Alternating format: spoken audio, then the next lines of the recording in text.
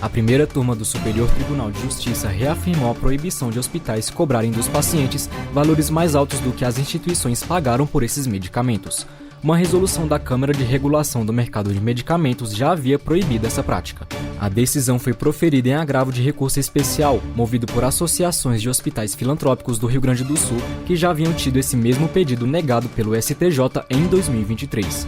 Nessa data, prevaleceu a posição da Advocacia Geral da União.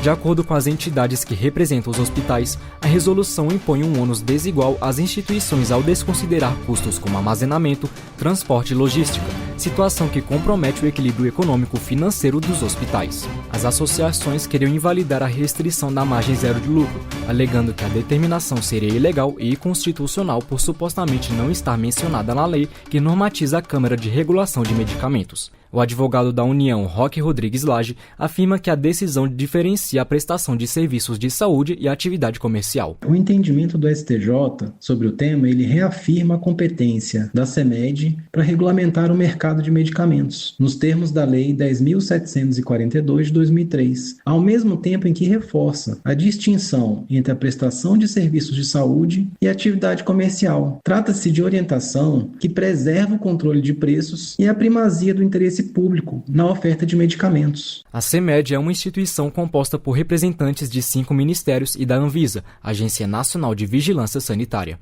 O órgão tem a função de estabelecer critérios para definir os preços de medicamentos e suas margens de comercialização no Brasil. Segundo a decisão, a função principal dos hospitais é prestar assistência médica e não comercializar medicamentos ou insumos farmacêuticos, tarefa que é responsabilidade de farmácias e drogarias. Qualquer tipo de descumprimento da resolução pode resultar em penalidades administrativas.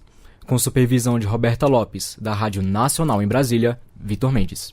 Lançado há cerca de um mês, o processo para adquirir a Carteira Nacional de Habilitação pelo aplicativo no celular alcança números expressivos em todo o país. Conforme dados da Senatran, a Secretaria Nacional de Trânsito, até 1º de janeiro, foram feitos mais de 1.800.000 requerimentos para o documento digital, superando o modelo tradicional que teve 57.000 solicitações nos departamentos estaduais de trânsito no mesmo período. São Paulo, Minas Gerais e Rio de Janeiro lideram um ranking de pedidos. O aplicativo CNH do Brasil avançou na modernização dos serviços de trânsito, permitindo que o usuário possa iniciar seu cadastro, acompanhar as etapas e consultar o andamento da solicitação de forma 100% digital. Entre os serviços mais acessados pelos usuários está o curso de formação para condutores, que conta com aulas em formato de textos, podcasts e vídeos, incluindo simulados, banco de questões e materiais complementares. Mais de 1,5 milhão de brasileiros já acessaram o curso e mais de 600.000 concluíram a formação e obtiveram certificado de condutor. Além disso, o curso de formação para instrutores autônomos de trânsito chega a mais de 110.000 inscritos. Desses, 47.658 obtiveram o certificado que permite a atuação de forma independente, sem vínculo obrigatório com autoescolas tradicionais. O primeiro passo é baixar o aplicativo CNH do Brasil, disponível gratuitamente nas lojas Google Play e App Store. Se você já possui o aplicativo anterior da Carteira Digital de Trânsito, precisa atualizá-lo na plataforma correspondente ao seu dispositivo. A norma que mudou as regras para a obtenção e renovação da CNH foi assinada pelo presidente Luiz Inácio Lula da Silva no início de dezembro de 2025. O objetivo é reduzir o custo e a burocracia para tirar o documento. Segundo o Ministério dos Transportes, cerca de 20 milhões de brasileiros dirigem sem a habilitação, pois o custo pode chegar a R$ 5.000. Da Rádio Nacional no Rio de Janeiro, Cristiane Ribeiro. O programa acredita no primeiro passo, amplia as oportunidades de renda para artesãos indígenas do Alto Rio Negro, no Amazonas. A iniciativa do Ministério do Desenvolvimento e Assistência Social, MDS, em parceria com a Fundação Nacional dos Povos Indígenas, a FUNAI, oferece capacitação e apoio à comercialização do artesanato, com atenção especial a mulheres indígenas. O projeto prevê a capacitação de pelo menos 190 indígenas inscritos no Cadastro Único em uma região que reúne mais de 23 povos e forte tradição artesanal. A primeira ação ocorre em fevereiro com uma oficina de biojoias voltada a cerca de 40 mulheres de diferentes etnias, com formação técnica sobre produção, uso de materiais e conservação das peças. Além da qualificação, as participantes recebem orientações sobre o Cadastro Único e os programas sociais do MDS. Ao longo de 12 meses, estão previstas novas oficinas de comercialização, cestaria e cerâmica, além da entrega de kits produtivos com apoio para transporte, alimentação e hospedagem, alcançando comunidades de São Gabriel da Cachoeira, Santa Isabel do Rio Negro e Barcelos. Da agência Rádio Gov em Brasília, Claudimário Carvalho. Reúna os amigos e a família e vá ao Bona Pizza. O funcionamento é de segunda a segunda até às 10 da noite. Localizado na praça de alimentação do Friburgo Shopping, o Bona Pizza oferece pizzas doces e salgadas, lanches rápidos, sucos e refrigerantes. Bona Pizza do Shopping da Praça. Telefone com WhatsApp 2523 3025. 2523 3025.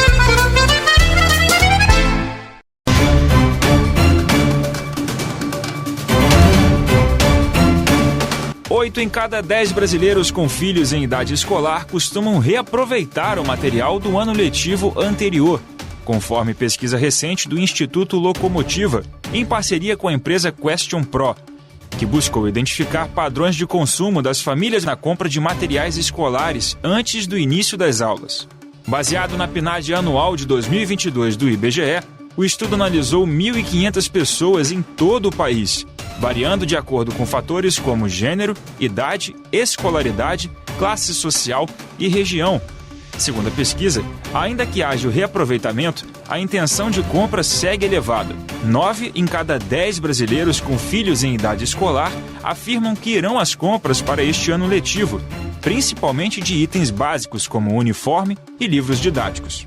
Outro dado que chama atenção no levantamento é a avaliação da lista de material escolar enviada pelas escolas. Para 56% dos pais, a lista é considerada adequada, enquanto 42% avaliam como excessiva. Essa é a opinião da secretária Márcia Ferreira, que por uma questão financeira opta por reaproveitar materiais de anos anteriores.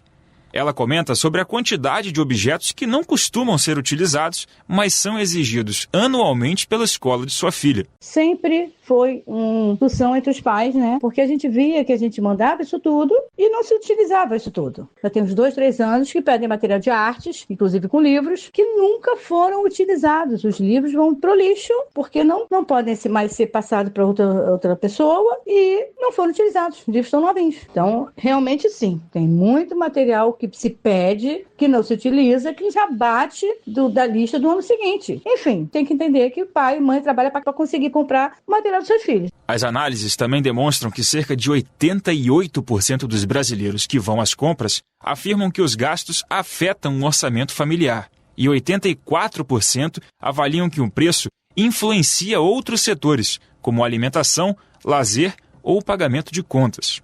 O impacto é sentido por todas as classes, mas é mais significativo entre as famílias de menor renda. O presidente do Instituto Locomotiva, Renato Meirelles, explica como um mesmo gasto obrigatório pesa de forma diferente. Muitas vezes, na baixa renda, não sobra dinheiro para o material escolar supérfluo, mesmo nos casos em que eles recebem algum incentivo dos governos municipais e estaduais para a compra desses itens de aprendizagem. Na classe A e B, o material escolar aparece como uma indulgência, uma forma de agradar as crianças e um incentivo ao estudo.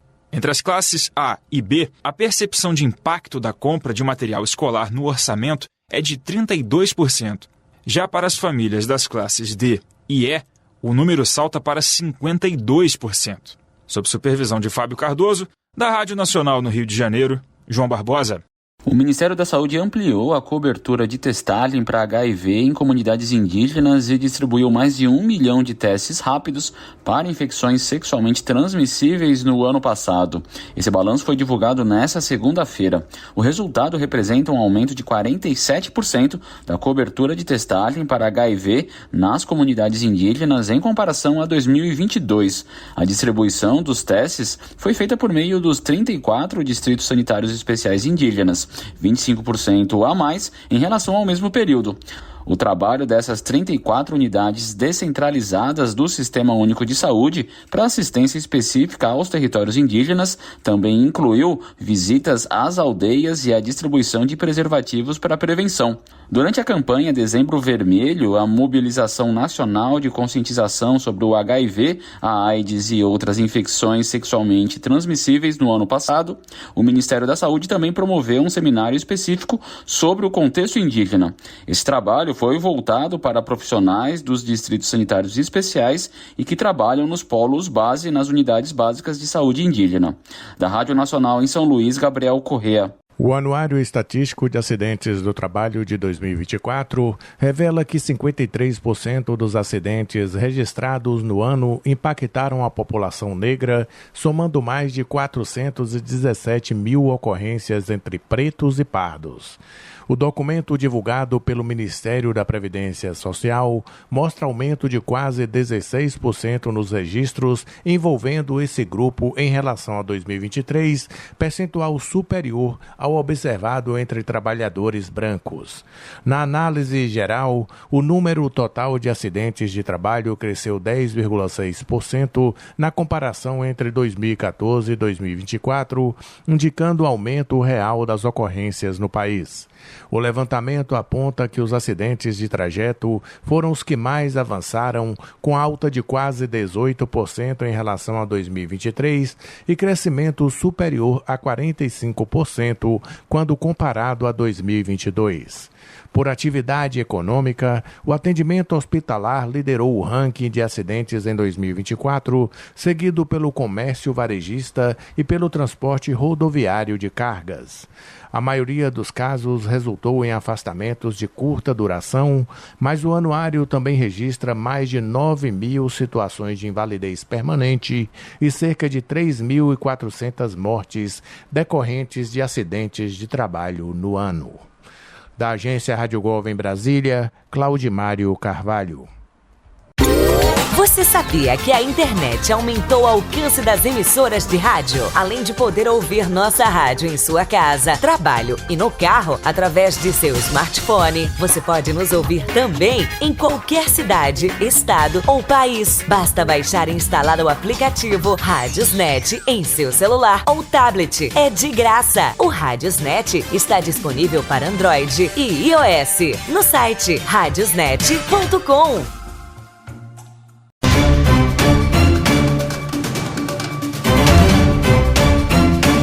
A cirurgia robótica para o tratamento de câncer de próstata apresenta diversos resultados positivos para os pacientes. Entre eles, a redução de sangramentos, a diminuição do tempo de internação e a melhora nos resultados funcionais em comparação com as técnicas tradicionais. O procedimento é oferecido pelo SUS, que conta com cerca de 40 plataformas robóticas em funcionamento e ganhou aprovação pela ANS para ser incorporada à cobertura obrigatória pelos planos de saúde do país, a partir de abril desse ano. A tecnologia é considerado o método cirúrgico mais avançado para o tratamento desse tipo de câncer. O cirurgião oncológico Felipe Conde, membro da Sociedade Brasileira de Cirurgia Oncológica, explica as vantagens do procedimento em comparação com a cirurgia tradicional. Tem uma visualização em 3D, onde a gente consegue visualizar as estruturas com melhor forma, mais precisão. As pinças que controlam, elas conseguem se movimentar 360 graus. Isso permite com que a gente faça dissecções em lugares mais desafiadores. Ela consegue ter o mesmo resultado, ou melhor resultado cirúrgico, em alguns casos, diminuição de complicação, de sangramento, melhor resultado oncológico. O especialista também detalha os benefícios para o paciente. Nós temos bons estudos, né, que comprovam a melhoria, né, da qualidade da cirurgia, né, a preservação dos feixes nervosos, diminuindo a impotência, diminuindo a incontinência, tendo resultado melhor no pós-operatório, alta precoce, menos fístulas. Então, é um avanço muito grande. Felipe Conde destaca ainda que já existem em todo o país várias equipes treinadas na técnica, não apenas para o tumor de próstata. Ele afirma que a tendência é que mais tipos de cirurgia robótica sejam liberados pela ANS e que aumente o número de especialistas no assunto. Teremos cada vez mais a necessidade de treinamentos, né, de centros de treinamentos, cirurgiões formados para conseguir entregar esse resultado. Acredito que com o passar do tempo e pela comprovação da melhora pela cirurgia robótica, os outros tumores tendem a ser liberados para a ANS e a gente vai precisar cada vez mais de mais cirurgiões treinados. O câncer de próstata é o tumor mais incidente entre os homens brasileiros, atrás apenas do câncer de pele não melanoma, e deve registrar cerca de 70 mil novos diagnósticos por ano no país. O avanço da idade permanece como um principal fator de risco e a maior parte dos casos ocorre após os 60 anos, faixa etária em que a atenção à saúde costuma diminuir por barreiras culturais, falta de informação ou dificuldade de acesso ao sistema de saúde. Da Rádio Nacional no Rio de Janeiro, Carolina Pessoa. 109 pessoas morreram em acidentes nas rodovias federais de todo o país no recesso do Ano Novo. São quase 40% mais mortes em relação ao mesmo período do ano anterior. O total de acidentes também subiu, passando de 1.063 para 1.152.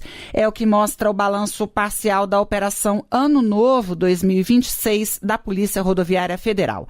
Apesar do aumento de mortos, o total de feridos apresentou redução, ainda que pequena. Ano passado foram 1.339, este ano 1.315, assim como o total de acidentes graves. Se antes eles eram 328, agora ficaram em 310. Quando se analisa as infrações, os dados da PRF mostram que a falta do cinto de segurança ou da cadeirinha para crianças pequenas, a ultrapassagem proibida e o já conhecido celular ao volante são as principais.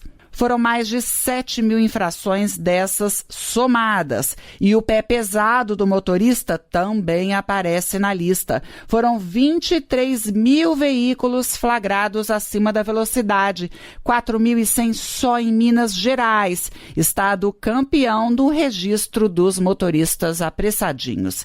E a já conhecida bebida ao volante, mistura, aliás, que não combina em nada, levou à autuação de 789 condutores, sendo que 41 deles precisaram ser detidos por apresentarem sinais claros de embriaguez ou por terem sido barrados no teste do bafômetro. Aliás, foram quase 61.500 testes no total. Durante toda a Operação Ano Novo, foram fiscalizadas 101 mil pessoas e 74.500 veículos. Os números, segundo a PRF, podem aumentar, porque ainda são preliminares. Da Rádio Nacional em Brasília, Priscila Mazenotti. A Prefeitura do Rio de Janeiro iniciou uma operação especial de ordenamento urbano na praia e no Monumento Natural do Arpoador, na zona sul da cidade. No primeiro fim de semana da operação, mais de 2,5 toneladas de lixo foram recolhidas, 21 motos foram rebocadas por estacionamento irregular e cadeiras e guarda-sóis que permaneciam nas areias durante a noite foram apreendidos. As medidas seguem as novas regras para o uso noturno do arpoador, do Parque Garota de Ipanema e da faixa de areia e orla do Posto 8 durante o verão. Uma resolução normativa será publicada no Diário Oficial do município. A Guarda Municipal atua 24 horas por dia na área, com um posto fixo operado pelo Grupamento de Defesa Ambiental. E a Conlurb realiza a limpeza mecanizada da faixa de areia do arpoador diariamente, entre 2 e 4 da manhã. As novas regras buscam garantir a convivência harmoniosa entre moradores, turistas e trabalhadores, além de proteger o patrimônio paisagístico e a limpeza urbana. A pedra do arpoador passa a funcionar com regras semelhantes às de um parque, com abertura ao público a partir das 4 da manhã e fechamento às 9 da noite. Já o Parque Garota de Ipanema, que abre às 6 da manhã, terá fechamento diário às 8 da noite, com controle de acesso pelas entradas oficiais. A Prefeitura também está utilizando tecnologia para monitorar a área, com drones e câmeras equipadas com reconhecimento facial. Da Rádio Nacional no Rio de Janeiro, Tatiana Alves. Choperia e restaurante Chapa Quente. Mais que um lugar para comer, um espaço para viver bons momentos. Na praça de alimentação do Friburgo Shopping, de segunda a segunda, o sabor ganha destaque. Petiscos preparados com carinho, pratos à la carte feitos na hora, comida quilo com qualidade e o chopp sempre gelado. Entrega em domicílio e atendimento para empresas. WhatsApp 229 9820 5534. Chapa Quente. Tradição, sabor e convivência à mesa.